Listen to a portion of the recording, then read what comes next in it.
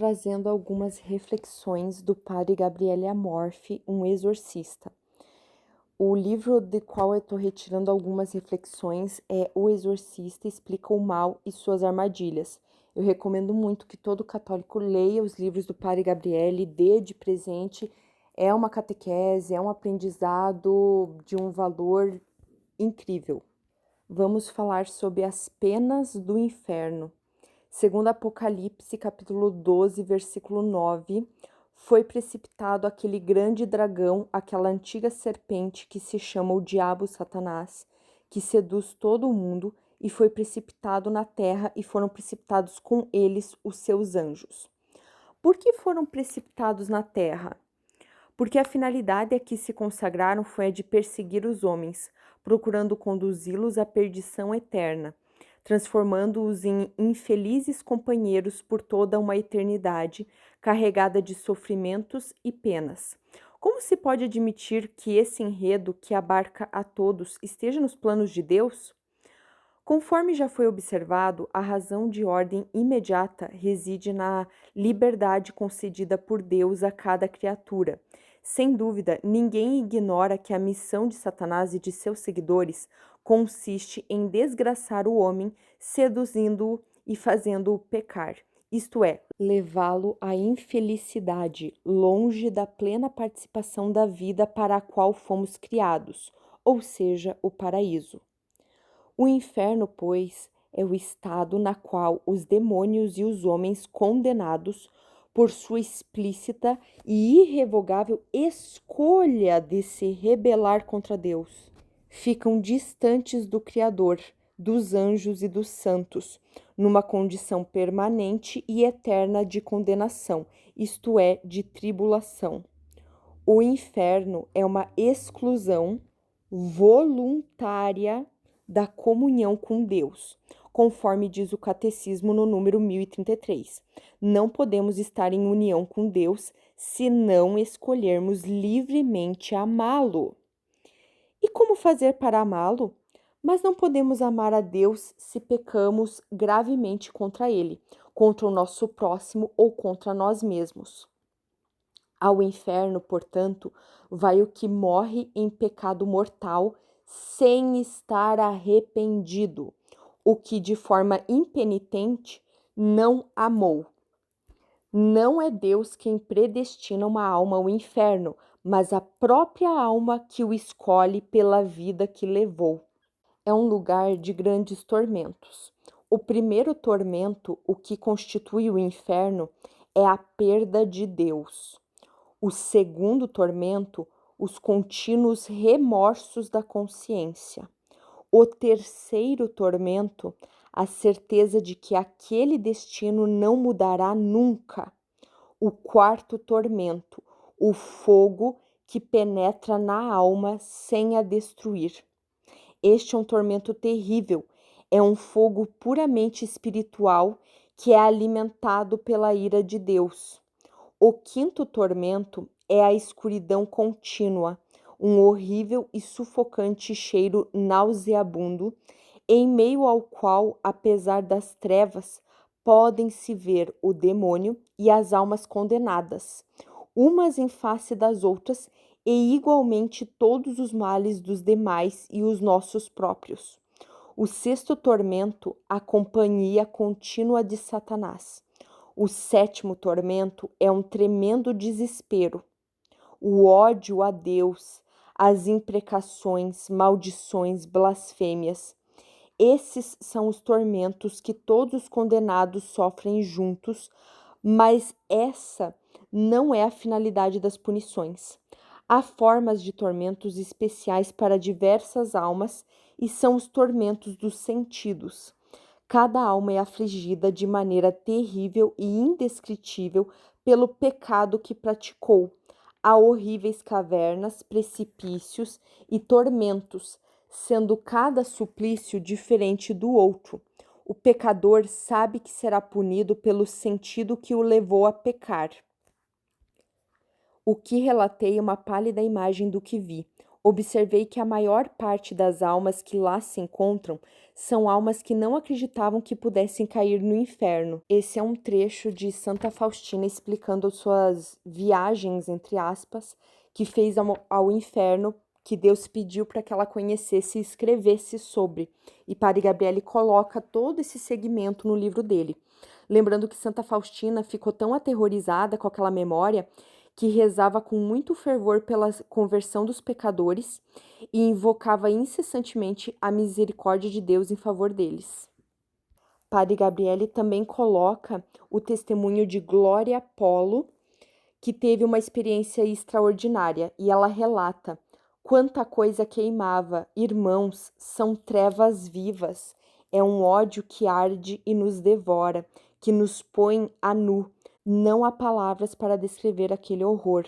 E Padre Gabriele explica: as visões e relatos aqui contidos faz-nos refletir.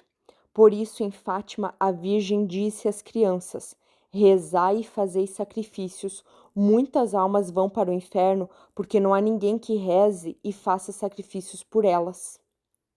Por sua vez, em Medjugorje, Nossa Senhora disse 3 coisas interessantes que confirmam o que ensina o catecismo e que sumariamente já relatei. O inferno é eterno. Impossível que alguém se converta no inferno, porque de nenhum modo ninguém desejaria fazê-lo. No inferno, tornamo-nos partícipes da própria essência do inferno, isto é, a pessoa torna-se, por assim dizer, um fragmento do inferno.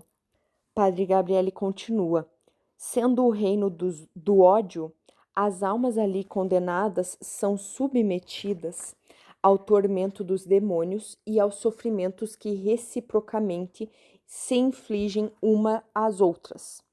O inferno é um lugar da blasfêmia, onde se investe contra Deus e contra os santos, e é um lugar do medo. Mais de uma vez deparei com demônios que possuíam uma pessoa e que manifestaram verdadeiro terror para com os respectivos chefes. Certo dia, após haver feito vários exorcismos numa infeliz senhora, indaguei ao demônio, entre aspas, menor que a possuía. Aqui eu vou fazer um parênteses, é menor porque o Padre Gabriele, assim como o próprio catecismo, enfim, na fé católica, ele já teve a revelação de que no inferno há uma hierarquia dos demônios, assim como havia uma hierarquia dos anjos, ainda existe. Os anjos caídos que viraram demônios, eles respeitam uma hierarquia também. Então, quando ele fala que é um demônio menor, é de menos importância, é tratado como um subalterno. O demônio, ele perguntou o seguinte ao demônio: por que não vai embora? Como única resposta, ouvi isto: porque se for, Satanás, que é meu chefe, me castigará. No inferno existe uma sujeição imposta pelo terror e pelo ódio. Essa é a diferença abissal com o paraíso, que é um local onde todos se amam, lugar no qual, quando uma alma encontra outra mais santa, sente imenso gozo, porque da felicidade alheia também deriva para ela o mesmo benefício. Padre Gabriele continua sua reflexão. Certamente desejaríamos que o inferno estivesse vazio, sabendo que Deus não quer a morte do pecador, mas que se converta e viva, conforme Ezequiel capítulo 33, versículo 11. Para esse efeito, a todos proporcione a sua misericórdia e os meios da graça necessários para se salvarem.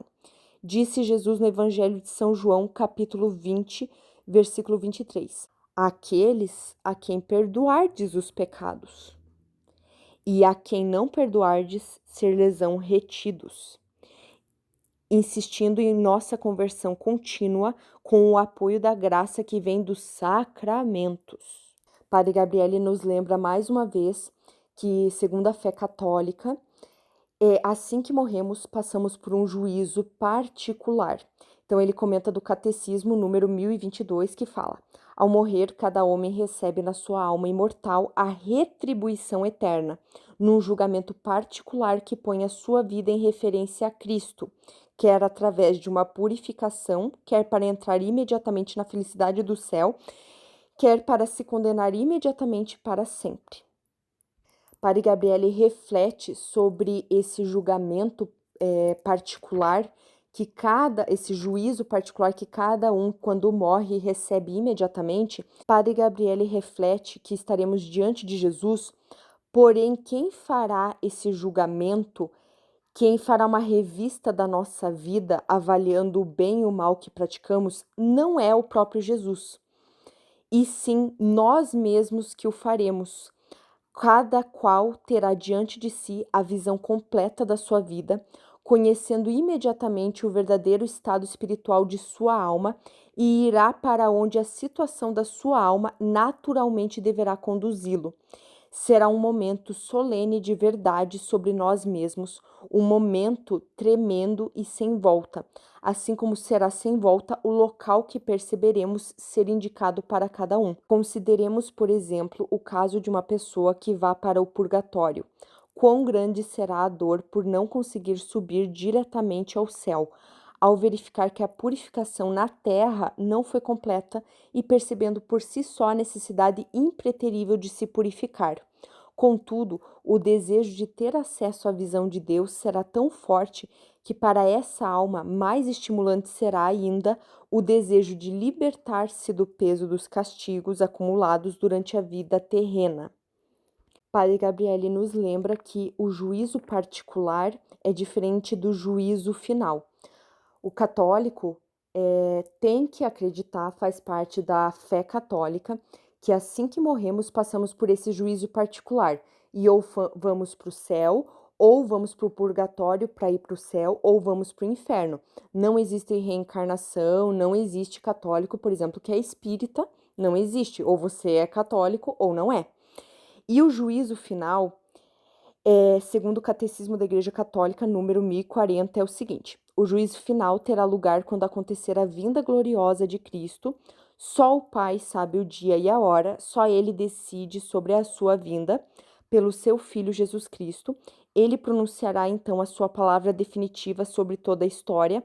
Nós ficaremos a saber o sentido último de toda a obra da criação e de toda a economia da salvação, e compreenderemos os caminhos admiráveis pelos quais a sua providência tudo terá conduzido para o seu fim último. O juízo final coincidirá com o retorno de Cristo, cuja data exata não se conhece, será precedido imediatamente da ressurreição dos mortos. Nesse momento preciso é que se cumprirá definitiva e integralmente a história do mundo. Logo de início, o catecismo especifica: é perante Cristo, que é a verdade, que será definitivamente posta a descoberto a verdade da relação de cada homem com Deus. A matéria sobre a qual se cumprirá o julgamento é o amor. Os mandamentos de Deus e todos os outros preceitos de fato resumem-se num só. João capítulo 15, versículo 17. Isto vos mando, que vos ameis uns aos outros. O amor pelo qual seremos julgados será o mesmo amor que nos julgará segundo a medida da misericórdia. Misericórdia é o ato último e supremo pelo qual Deus vem ao nosso encontro. Essa misericórdia, afirma um pouco depois o Papa Francisco, abre o coração à esperança de sermos amados para sempre, apesar da limitação do nosso pecado. Esse olhar de Deus, assim impregnado de compaixão e desejo de viver em total comunhão conosco, abre o coração à esperança de que todo pecado, toda dor, todo desfalecimento, toda a aparente derrota, desencadeada contra o homem pelo seu grande inimigo Satanás, será olhada por Deus com os olhos de um Pai amoroso e acolhedor. Vivamos, portanto, cheios de esperança, porque sabemos que, apesar de toda a fadiga, é esse o nosso percurso de vida e que, apesar de feridos muitas vezes e desta forma agravados pelos males feitos e recebidos, um dia Deus enxugará todas as lágrimas de nossos olhos. Nesse dia, conforme Apocalipse, capítulo 21, versículo 4, não haverá mais morte, nem luto, nem clamor, nem mais dor, porque as primeiras coisas passaram. Lembrando que Padre Gabriele sempre reitera que nós devemos realmente tentar seguir a fé e principalmente fazer uso dos sacramentos, principalmente da confissão. Se a gente peca, se a gente erra, ir atrás com arrependimento verdadeiro para nos livrar desses pecados, não aceitarmos uma vida medíocre, sendo escravos do pecado. Quanto mais purificados, buscando a santidade ainda nessa vida, com muito empenho, quem sabe muitos santos conseguem escapar do purgatório e ir direto para o céu, e nós temos que nos empenhar para fugir do inferno a todo custo. Padre Gabriele sempre explica na sua obra que não foi Deus que criou o inferno, foi uma escolha livre e consciente das criaturas. Os primeiros a escolherem foram os anjos. Os anjos, que são uma classe específica de criaturas angelicais, de uma inteligência muito acima da nossa, uma clareza muito acima da nossa, porque eles conseguem ver a Deus já na sua criação, eles não passam como a nós pela passagem na Terra. Os anjos tiveram que escolher, foram convidados dentro da sua liberdade a escolher. E Satanás e os anjos caídos escolheram que não queriam Deus em suas vidas. Portanto, eles criaram o inferno, que é um lugar com a ausência total de Deus. E estão lá. Nós, como criaturas de Deus, temos a liberdade, o livre-arbítrio, que todo o mistério da nossa passagem na Terra tem a ver com a nossa liberdade.